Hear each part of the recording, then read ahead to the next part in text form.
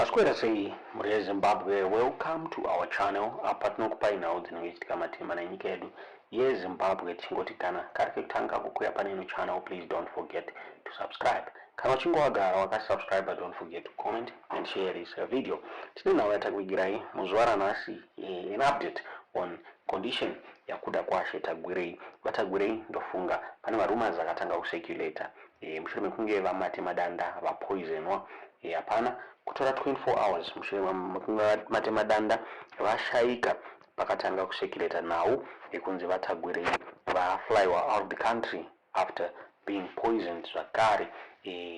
Ndofunga nhau yatenderera mastreets esocial media. Ivo Vatagwirei havasi kumbowanikwawo munhau dzematongero ezvenyika. Ndofunga the ZANU-PF Central Committee inge ichimhanya-mhanya vachimhanya-mhanya kuti CAP 3 wanenge ichipasiswa, but ever since nhau yekurwara kwavo yaanaunswa, he has been very silent. Pane nhau yakabuda ichinzi vakadonata 1 million yekurepatriata vanhu from South Africa, but nekuziva kwatinoita Vatagwirei vanobuda vachianaunsa nemukadzi wavo kuti vadonata mari yakadai so that mukuru vaonekwa vachipiwawo mamarks, asi mamiriro azvakaita havana kunge vabuda. Panene vachitaura nhau iyi nhau yangotenderedzwa nemasocial media handles ebato reZANU-PF kunzi Vatagwirei vakabuditsa 1 million muri Zimbabwe.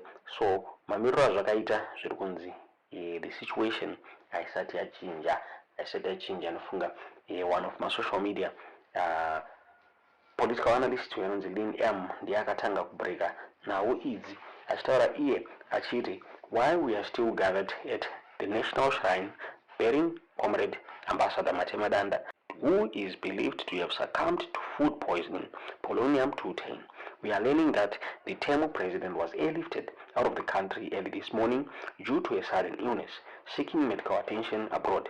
While prematurely celebrating CAP 3, maita zhowe mumba mezvigananda, manje hameno zvenyu muchapedzana ikoko.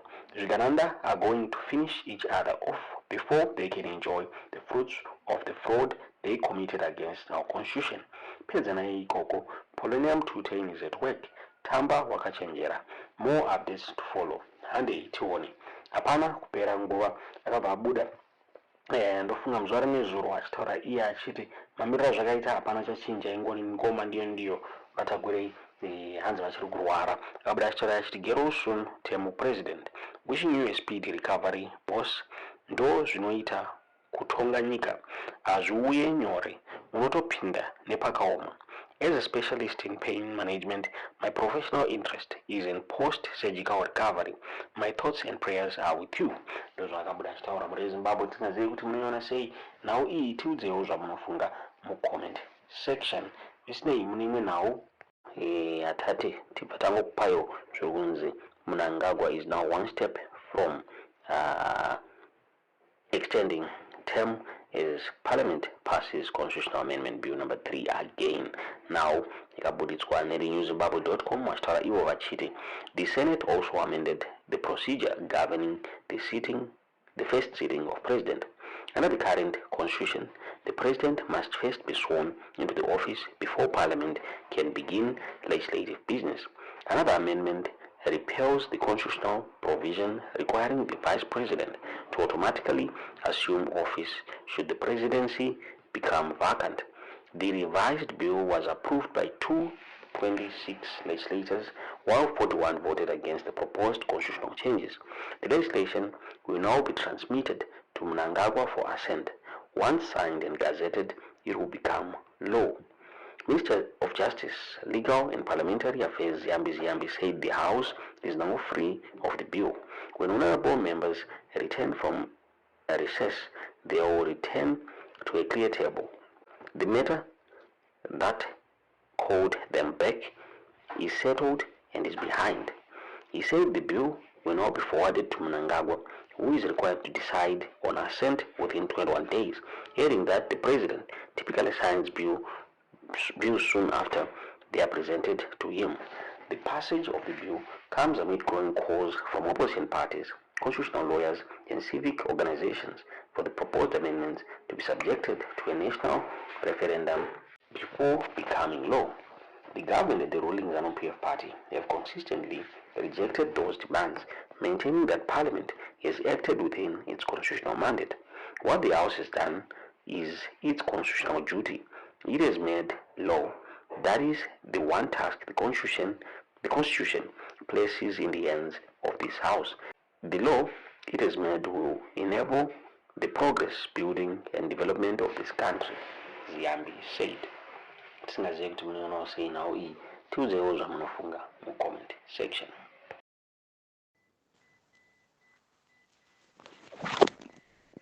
Maswera sei mhuri yeZimbabwe, kwese kwese kwamungadai muri, kusangana kwatiri kuita manheru emusi weSunday mugeza Revolution. Tinotenda kuti machengetwa munyasha kwese kwese kwamanga muri. Vamwe maswera muri kudzisvondo muchinamatira nyika nekuzvinamatirawo imi pachenyu. Tinoti zvakanaka izvozvo. Vamwe vaswerawo vari kumitambo yenhabvu. Tinoti timu dzenyu dzakunda here, dzadhirowa here kana kuti dzakundwa. Chokutanga tinoti isusu pamberi nekubatana, pamberi nekunzwisisa, pamberi nekunzwisisana, pamberi neRevolution, pamberi nechimuringa chechi4, pamberi neNew Zimbabwe. Komanda Saruwaka vakasiya vataura kuti this revolution haidi mbwende ende nzira kuumambo haisi nyore, zvinoda kushinga. Aya ndiwo mashoko andakagumisidza kutaura nakomanda Saruwaka muzuva ravakazourayiwa nezvigananda. Takaguma kutaura nakomanda Saruwaka masikati yemusi weSaturday munguva dzelunch, makuhwa ekuti zvigananda zvatora upenyu hwavo ndakazotanga kupinda munzeve dzangu kuma6 kumazuva rodoka. Saka chinhu chatinokuudzai pano zvigananda ndechekuti zvese zvamakaita izvi zvekuuraya makomanda edu hazvishande. Mweya wavo uri kubata basa kutungamirira vana veZimbabwe kuenda kuNew Zimbabwe. Vamwe makomrades akasara achibata basa nanhasi vari kutungamirira vana veZimbabwe, maretired generals nemagenerals edu. Iyi kabhu 3 yamuri kuda kuedza kumanikidzira kuti zviite, tinoti pasina zvoenda hazviko. Chinhu ichocho chakaora ende hatichide. Tonzwa kuti iko zvino muri kuedza imimi kunyora nyora zvitupa zvevanhu, muchituma masabhuku kumamisha uko, muchida kuedza kumanikidzira kuindoza chinhu chisingadiwe. Noti pasina zvezvozvo zvakangofanana nezvamanga muchiita nguva yese pakuita kwenyu kwese kwamanga muchiita. Manga muchiita zvinhu zvokumanikidzira vanhu, muchitenga muchiporomisa vanhu zvinhu zvisirizvo zvisingaiti. Nazvino ndo zvamuda kuedza kuita pakabhu 3 iyoyi. Now makadeedza kuti muda kuonana nemaMP zvechimbi chimbi mushure mekunge mapuhwa 72 hours nemagenerals. Asi tiri kuti isusu izvo zivai zvamuchataura ikoko, ende navo muri kutomanikidzira misangano yese yamuri kumanikidzira yacho iyoyi. Vari kutumwa kuita izvozvo izvo zivai kuti musazobatanidzwa mune nyaya dzamusingazivi, nekuti yasvika nguva yekuti pochamhanywa. Chinhu chese chakaitwa nezvigananda izvi zvakaitwa zvinhu zvisiri pamutemo. Vakaita zvinhu zvekuda kungovhiringidza vana veZimbabwe. Hakuna chemutemo chavakaita, vakabypassa mitemo yakawanda. Nazvino vari kuda kuedza ungwaru hwekuda kumanikidzira kuti chinhu ichocho chibudirire, vana veZimbabwe vachida vasingadi. Saka isusu hatizotambire mazita yari kunyorwa ezvitupa zvevanhu vachinyengedzwa kunzi toda kukupai zvakati, yeti vanhu vaida kugadzira rigging yekureferendum kwavakamboramba kwavaitiwo tinopasisa chinhu ichi pasina referendum. Ando zvamaimbotaura here kumashure kwese kuti tinongoita zveginde paiginde, ndo zvamaitaura. Now kana mukada kudedzera referendum tiri kutoziva kuti ine tsvina haina kuchena. Hakuna mwana weZimbabwe anenge achiramba kabhutsiri anozotenderwa kuvhota uko. Kunenge kuchizovhota zvigananda, ndo zvinovhota ikoko, ndo vane zvitupa zviri kutorwa, ndo vanenge vachizotendera kuti vapinde vanovhota uko. Tsotsi hwavanenge vachiita. Dai yanga iri referendum yakachena, ende tiri kunzwa kuti maSADC leaders muri kupusha izvozvo futi kuti itai referendum. Makaregerera kare mhuri yeZimbabwe kuibatsira painenge iri mumatambudziko. Dai manga muri kuda kutobatsira pareferendum kuti iitwe zvakachena, imi maSADC leaders ndimaitouya muri imi kuzoitisa maelection acho. Asi kwete mbavha shamwari dzana Hezekiah. MaSADC leaders akamira pachokwadi, maiuya kuzoitisa maelection. Mwana weZimbabwe nechitupa chake 7 o'clock mavhura mapolling station akasiyana siyana zvinenge zvichiitirwa 7 o'clock dzimane rumavhara. Mobva matoverenga no yawana zvingani, yes yawana zvingani, zvichibva zvatoguma ipapo. Nokuti sarudzo dzechitsotsi dzinoitwa nezvigananda muno dzagara, kana waona kuti wadyiwa vanodhirega nemari dzavo kuti wabike. Ende izvezvi pamunokuvaona kuzokudzai kuti haimvote vanenge vane yavo yavakabika kare. Kana waona kuti wadyiwa woregedza kuverenga mari dzavo unotora zvavo zvavakabika uko yawaisa. Saka referendum yachona haichashandi, haina basa, nokuti mukagara mazviramba kare, mukabhaipasa mitemo, kuparliament chaiko mukaenda, vamwe vakazviramba vakakuendesai koti mukaenderera mberi nekusateerera kuti vamwe vaenda kukoti wamira basa racho sitombomira kuzvitaura, asi makaenderera mberi nekuzviita kutaridza kuti hamuna basa. Ende pacho zvake Hezekiah wakatotaura rafu kumagenerals ukataura kuti ihondo anenge ahwina. Saka nhasi uda kuzoita chinakira chipi? Pamakabata ipapo magenerals kuti rambai makabata ipapo, ndo meseji yatiri kukupai semasi yeZimbabwe, rambai makabata ipapo. Kana iri nguva yekutobverenyurana yatokwana, ngapatobverenyurana, pane kuti nyika yedu ingotorwa nezvigananda just like that. Hazvigoni. Ende patakatarisa nepatasvika tiri kuti kuvana vese veZimbabwe inguva yekuti vakachenjera, chengeta kudya kunononoka kuora. Tenga chikafu chaunoziva kuti chinononoka kuora, ugare nacho, nekuti tichatarisana nenguva yekugeda geda kwemeno, ende kuchatadza kubudika kunze koko chiti kunotsvaga chikafu. Chengetedzai chikafu chenyu pakanaka. Behavior iri kuitwa nezvigananda naHezekiah ndio ichatriga zvichaitika mumazuva ari kutevera. Mauto edu tinoramba takamira nawo, tinoramba takamira nemaretired generals edu nemagenerals ese ari kusevha munyika izvezvi, tinoramba tichiti pamberi nemi, ende takamira nemi. Maprogressive forces edu ese yari kudhifenda vana veZimbabwe nekuramba chimutemo icho chisapasiswe, tinoramba takamira nemi, tinoti ngazviende mberi. Saka tinoti ngatinzwei nekuita chinhu chakosha panguva yatiriyo ino ndechekubatana, ndo chatofana kumaintaina. Unity of purpose ndio inodiwa nevakomana vechiuto, nokuti vanofamba nenzira dzemasoja. Mauto anofamba nenzira dzemasoja anotoda vanhu vakabatana, havadi kutungamirira vanhu vanoita zvake zvake. Ngatibatanei kutaura nezwi rimwe chete, tichidzidzisana kune vasinganzwisisi, kune vasingakwanisi kuteerera maabject, vasina access yacho kuteerera. Totoudzana nemuromo kunzvimbo dzakasiyana siyana. Kwese kwese kwatiriko, mwana wese weZimbabwe anoda nyika yake. Ngatidzidzisane nemuromo kuti Geza revolution is there, is real, ende iri kuenda mberi. Ende kutaura kwakaita komanda Geza kuti vacharamba vachifaita spirit yavo vari kugrave, ndo zvinhu zviri kuitika izvozvo. Gore rino 2026 igore remasimba evanhu, and a lot is going to happen. As a nation we are going to observe zvinhu zvakasiyana siyana. Vakazvitaura izvozvo, tiri kuzviona izvozvo. Saka ngatirambei takabata ipapo.